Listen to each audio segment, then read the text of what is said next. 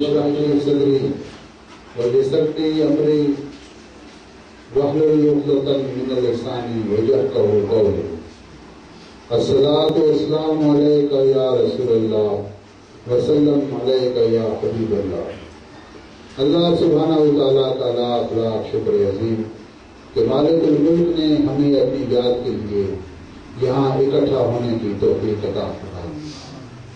لاکھوں کروڑوں درود و سلام حضرت محمد مصطفیٰ صلی اللہ علیہ وآلہ وسلم کی ذات اقدس پر جن کے طفیل مالک الملک نے یہ کرم نوازی فرمائی. اپنے معمول کے پروگرام کی طرف جانے سے قبل دو چار باتیں ضروری ہیں جو آپ کے گوشِ گزار کرنی ہیں. جیسا کہ آپ کو معلوم ہے کہ گزشتہ جمعرات سے ہم نے قرآن حکیم کو مترجم بیان کرنے کی سعادت حاصل کی ہے اور یہ ہم نے یہ پروگرام شروع کیا ہے. اللہ سبحانہ و تعالیٰ نے ہم پر بہت کرم نوازی فرمائی کہ سب سے پہلے تو اس نے ہمیں انسان بنایا.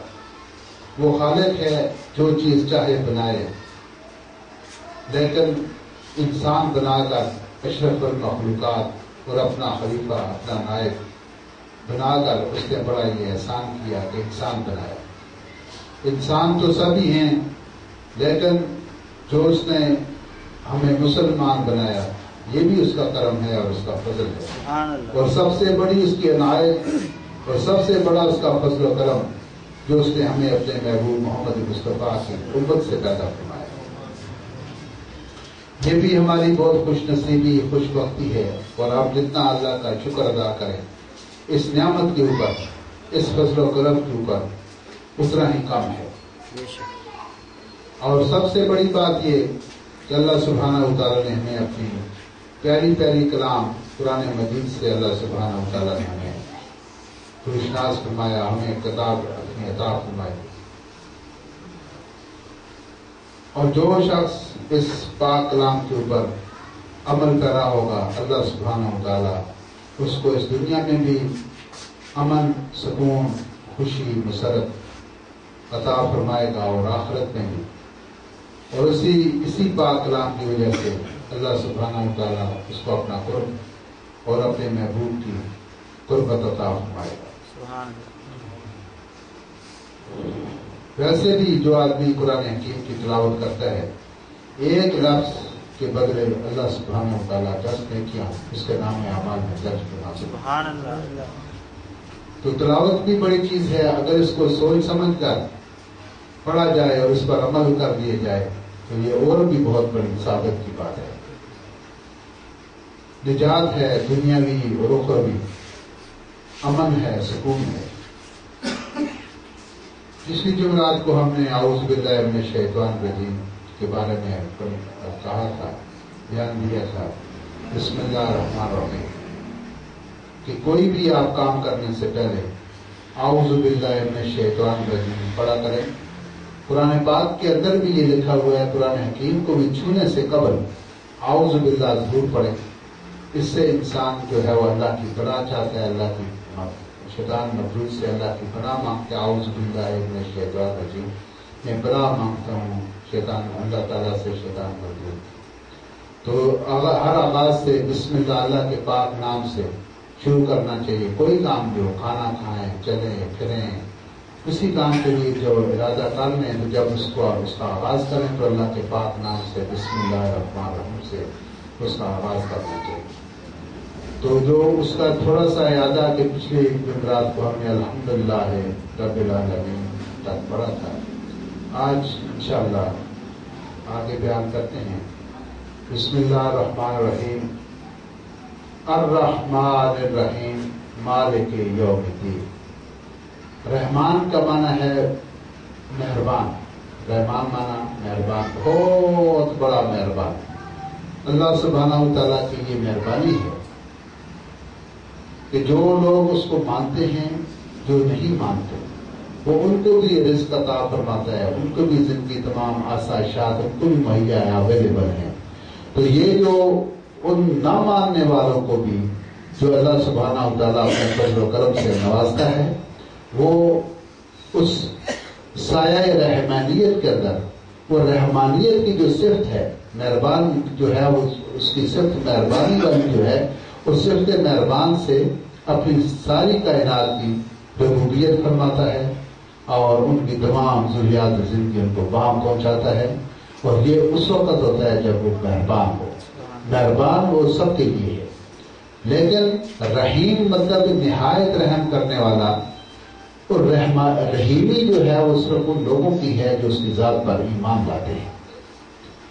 جو لوگ صاحب ایمان ہیں، مسلمان ہیں، اللہ سبحانہ و تعالیٰ کی یہ صفت رحیمی یہ اہل ایمان کے لیے ہے.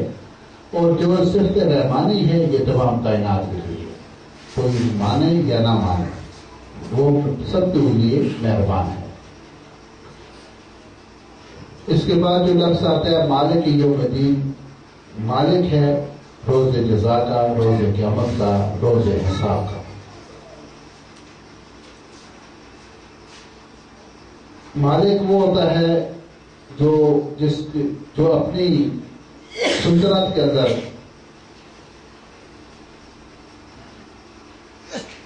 جو صاحب امر ہو اور اس کے مقابلے میں کوئی دوسری طاقت، دوسری کوئی شخصیت نہ ہو، وہ مالک ہوتا ہے.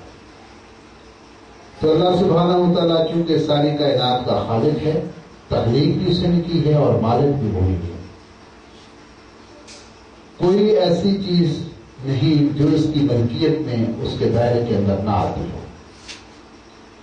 مالک یوم الدین مالک ہے روز حساب کا، کہ اس دن ہم تمام جتنے بھی لوگ ہیں اپنے اپنے نامہ اعمال کے ساتھ اس کے سامنے اس کی بارگاہ میں پیش ہوں. اور جو کچھ انسان نے اس دنیا میں کیا ہوگا اس کا حساب کتاب روز محشر میں ہوگا، روز قیامت کو ہوگا. انصاف بھی وہی ملے گا اور نامہ اعمال کی پرسش بھی وہی ہوگی روز محشر میں. جو لوگ صاحب ایمان ہوں گے، جو لوگ جنتی ہوں گے، ان کے نامہ اعمال ان کے سیدھے ہاتھ میں ہوں گے، اور جو گناہگار لوگ ہوں گے ان کے نامہ اعمال ان کے الٹے ہاتھ میں پکڑے گے. انسان کے ساتھ دو کرامن کاتبین اس کے قدم پر بیٹھے ہیں. جو کچھ بھی انسان کرتا ہے وہ کرامن کاتبین ان چیزوں کو نوٹ کر لیتے ہیں، لکھ لیتے ہیں اپنے پاس. اور وہ جو روز محشر میں حساب کتاب ہے وہ بہت سخت ہے، بہت سخت ہے. یہاں تک کہ اللہ تعالیٰ سورہ یاسین میں فرماتا ہے نختم علی افواہہم، کہ ہم تمہارے ہونٹوں کو سیل کر دیں گے، سی دیں گے، ان کو بند کر دیں گے، اور تمہارے ہاتھ اور پاؤں جو ہیں وہ تمہارے خلاف شہادت دیں. ایک بات بڑی آپ کو خاص بتا دوں اس حوالے سے کہ جو حقوق ہیں وہ عام لوگ کہتے ہیں کہ دو ہیں، حقوق اللہ اور حقوق العباد. جو اللہ سبحانہ و تعالیٰ کا امر ہے، نماز، روزہ، حج، زکات، یہ حقوق اللہ ہے. اور جو ماں باپ کے، بہن بھائیوں کے، بیوی بچوں کے، دوست احباب کے جو حقوق ہیں وہ حقوق العباد ہیں. عبد سے عباد ہے، عبد کہتے ہیں بندے کو، عبد کہتے ہیں بندے کو، اور اس عبد کی جمع عباد، عین بے الف لام عباد. یہ انسانوں کی، بندوں کی جو جمع ہے وہ عباد کہلاتے ہیں. حقوق العباد، بندوں کے حقوق.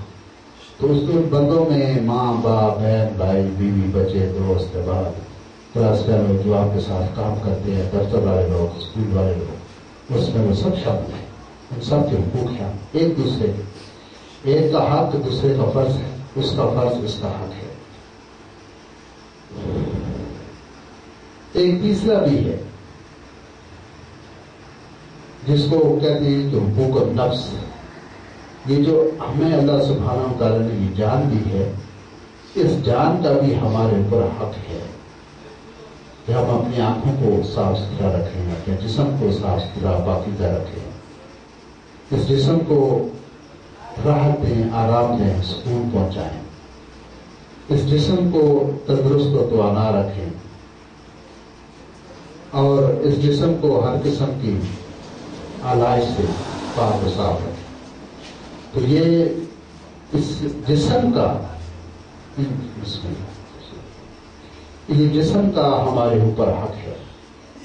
तो अगर इसका जो बेजा इस्तेमाल है, इसका जो बेजा इस्तेमाल है वो भी गुनाह है। जैसे आम लोग देखते, आपने देखा होगा कि वो ओवर टाइम करते हैं, 8 घंटे ड्यूटी करने के बाद 8 घंटे ओवर टाइम किया, जान को ज्यादा इस्तेमाल किया, इसके ऊपर बोझ डाला, तो ये भी शर्म गलत है।